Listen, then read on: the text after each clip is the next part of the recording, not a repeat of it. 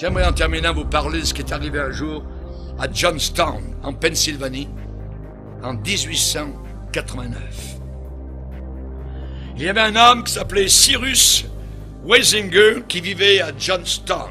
Et cette année-là, ça a été le plus grand désastre qui est arrivé aux États-Unis avec de l'eau, avec des inondations dans l'histoire américaine jusqu'à ce moment-là, en 1889.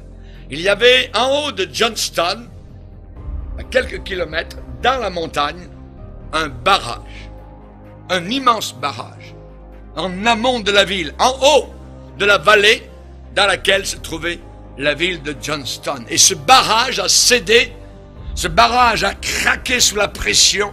Il y a environ 20 millions de tonnes d'eau qui ont été libérées soudainement. La mort est descendue de la montagne avec une telle furie que la ville de Johnstown a été frappée et il y a eu 2500 morts. Les maisons détruites, totalement disparues pour certaines. 700 corps non identifiés ont été enterrés dans une fosse commune. Un an plus tard, plus de 1000 personnes étaient encore portées disparues. Ils n'ont jamais pu les retrouver.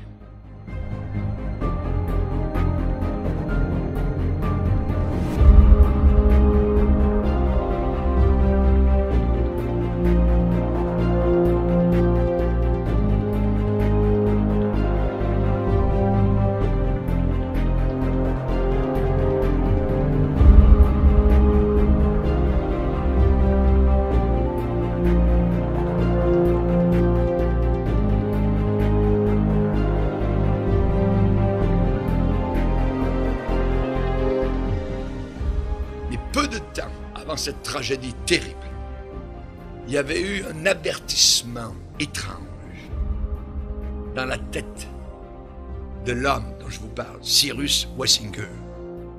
Il avait eu une forte impression et il ne savait pas pourquoi, qu'est-ce que c'était. Et ça lui disait, sors, va-t'en, fuis pour ta vie. Et il a obéi à cette impulsion étrange. Il a écouté cette poussée-là, cette action soudaine, et il a pris le chemin au travers de la vallée et il est monté bien plus haut que le barrage. Il est allé chez sa mère, qui habitait environ à 1,6 km plus loin que le barrage, dans la montagne. Et là, il a appris de la bouche de sa mère qu'elle avait vu depuis quelques semaines de l'eau qui suintait au travers du barrage et qui coulait, quelque chose qui n'existait pas auparavant.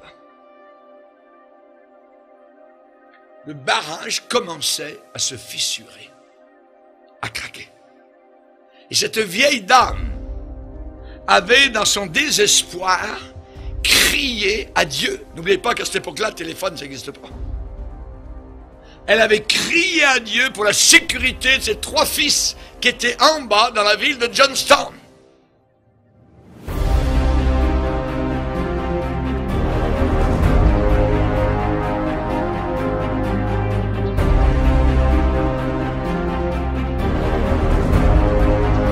Et voilà qu'un de ses fils arrive. Et quelques heures plus tard, les deux autres de ses fils arrivent aussi chez la vieille dame, la vieille maman.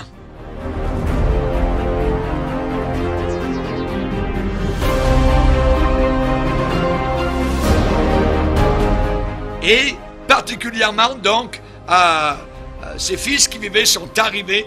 L'un s'appelait Esaïe et l'autre Lorenzo. Et eux aussi avaient reçu le même avertissement étrange, bizarre, de fuir vite et de sauver leur vie.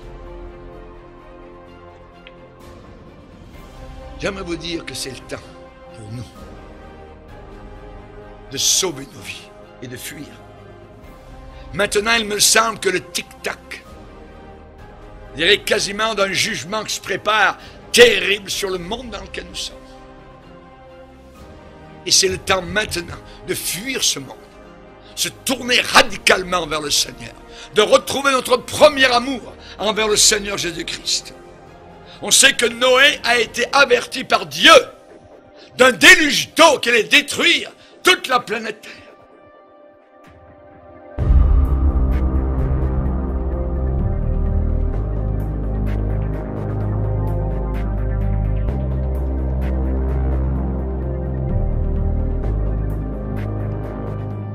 Il a été averti. À Sodome et Gomorrhe, la maison de Lot a été avertie par des anges qui sont venus.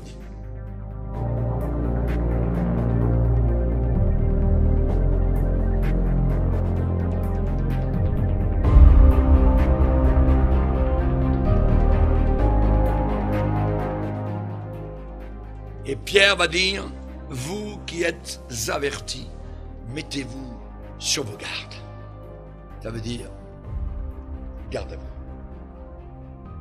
Vous qui êtes avertis, il y a un barrage qui est en train de craquer. Il y a un barrage qui commence à suinter. Il y a un barrage qui est en train qui est prêt à envoyer des millions et des millions de personnes vers l'enfer éternel. Il est dit que du temps de Noé, les gens ne se doutèrent de rien. C'est maintenant le temps de fuir. Naomi, à Moab, s'est levée, elle et ses belles-filles, et ont quitté Moab. Quitté Moab. La Bible dit, sortez du milieu d'eux. Sortez du milieu d'eux. Ne touchez pas ce qui est impur, ce qui est sale. Je pressens que nous arrivons proche d'un rivage. Nous avons jeté l'ancre il y a quelque temps. On jette l'ancre aujourd'hui. Il me semble que le fond est en train de monter.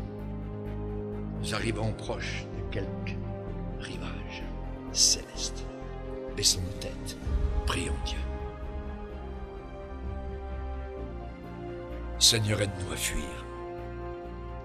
Seigneur, le temps est tellement court. Merci d'entendre ce que nous entendons. Aide-nous, s'il te plaît, à agir en conséquence. Que de fois tu as averti, Seigneur, et tes avertissements n'ont pas été écoutés. Nous te demandons, Seigneur Jésus, que nous puissions prendre garde à l'époque dans laquelle nous sommes, qui n'a jamais été aussi dangereuse. Seigneur, nous te demandons, s'il te plaît, de nous aider à prendre garde, à venir, à revenir, à perdre cette tiédeur que tu es. Nous voulons être bouillants pour toi, Seigneur. Nous désirons te servir, nous voulons écouter, nous voulons t'écouter, nous voulons fuir loin de tout péché. Nous voulons être trouvés debout quand tu vas venir et non pas endormis. Dans le nom de Jésus. Amen.